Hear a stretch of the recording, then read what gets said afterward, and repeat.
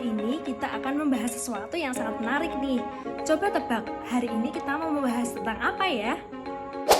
Zaman sekarang tuh emang paling susah itu disuruh lepas sama alat elektronik guys ya teman-teman. Ada aja kegiatan yang membuat kita tuh nggak bisa lepas dan jauh-jauh gitu dari alat elektronik. Apalagi kegiatan-kegiatan manusia pada zaman sekarang, ada aja yang membuat kita tuh merasa butuh gitu sama alat elektronik. Setuju nggak teman-teman?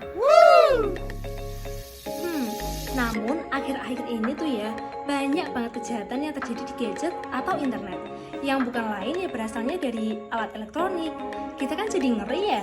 Tapi sekarang ini kita nggak perlu khawatir karena di Indonesia sendiri udah ada aturan hukum yang mengatur mengenai ini loh. Let's go! Nah, kita sebagai pengguna alat elektronik tentunya mempunyai aturan hukum yang melindungi kita dari tindak kejahatan yang biasa kita kenal dengan UU ITE atau Undang-Undang Informasi dan Transaksi Elektronik. Dalam Indonesia sendiri, UU ITE ini sudah diatur dalam Undang-Undang Nomor 11 Tahun 2008 yang menjelaskan mengenai ITE atau Informasi dan Transaksi Elektronik. Sebelum membahas jauh mengenai UU ITE, tentunya kita harus paham dong apa itu UU ITE. Mari kita kupas tuntas mengenai UU ITE. Let's go!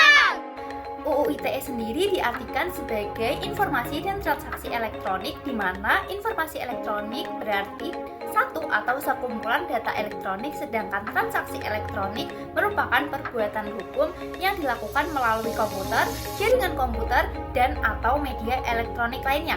Singkatnya, UU ITE ini yaitu aturan undang-undang yang mengatur mengenai informasi dan transaksi elektronik.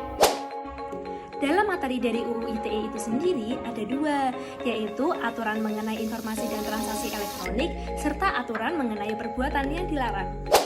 Nah, kalau aturan yang pertama mengenai informasi dan transaksi elektronik, aku tahu nih. Aturan ini mengatur mengenai informasi dan transaksi elektronik yang mengacu pada beberapa instrumen internasional seperti UNCITRAL Model Law on E-commerce dan UNCITRAL Model Law on E-signature. Untuk aturan yang kedua, boleh dikasih tahu dong, Mir?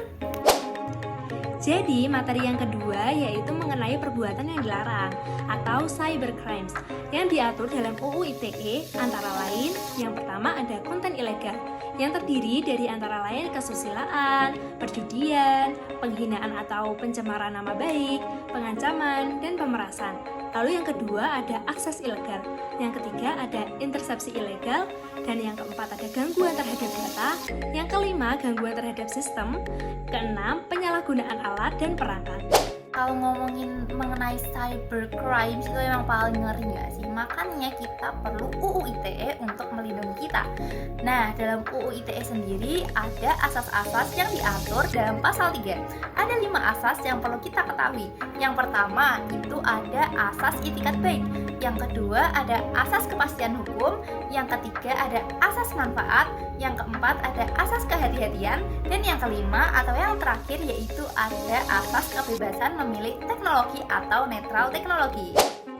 Selain asas nih, seperti yang kita tahu kan ya, UU ITE ini ada informasi dan transaksi elektronik.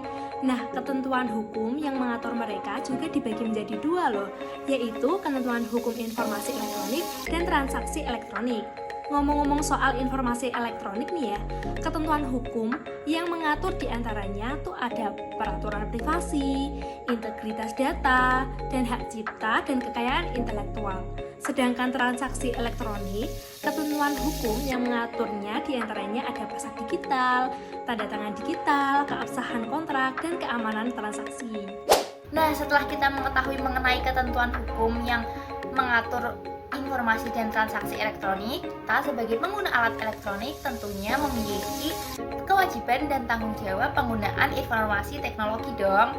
Kita memiliki 3 kewajiban yang perlu kita ketahui. Yang pertama yaitu ada perlindungan privasi, di mana kita harus menjaga informasi yang tersebar mengenai data pribadi kita. Yang kedua yaitu ada keamanan jaringan, di mana kita harus menjaga cyber kita agar tidak merugikan pihak lain. Dan yang terakhir yaitu ada pemberitaan yang akurat, yang dimaksudkan di mana kita harus memastikan bahwa informasi yang tersebar itu adalah suatu kebenaran. Bisa sini kami memiliki contoh kasus pelanggaran UU ITE yang berupa cuplikan berita berjudul "Sebar video aniaya David, Maria terancam pasal UU ITE". Pada cuplikan tersebut dijelaskan bahwa Mario selaku pelaku melakukan penganiayaan kepada David selaku korban. Mario memvideokan penganiayaan tersebut dan menyebarnya. Oleh karena itu, selain mendapat hukuman karena melakukan penganiayaan berat, Mario juga terjerat pelanggaran pidana lain, yaitu melanggar Undang-Undang ITE.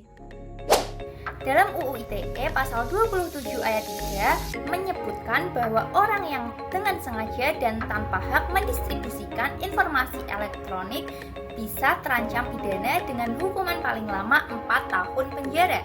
Dengan adanya berita ini membuktikan bahwa Indonesia masih menegakkan aturan hukum yang ketat mengenai informasi dan transaksi elektronik. Nah, teman-teman jangan seperti Mario ya. Kita sebagai warga negara Indonesia harus mematuhi peraturan hukum yang ada.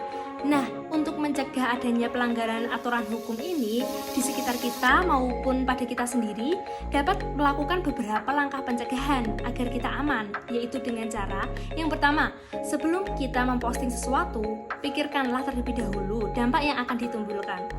Lalu yang kedua, belajar menahan diri dan jangan mudah terprovokasi.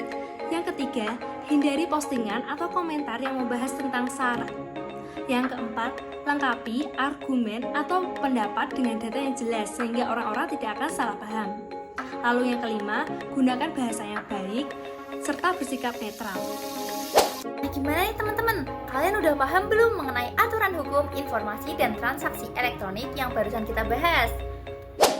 Dengan adanya materi ini, wawasan kita kan menjadi semakin luas ya mengenai aturan hukum yang ada di Indonesia dan tahu bagaimana cara kita menggunakan elektronik dengan baik dan aman. Nah, karena pembahasan materi kali ini telah selesai, aku Giancara Nazwa dan Aku Mira, kami pamit undur diri. Terima kasih, semoga bermanfaat.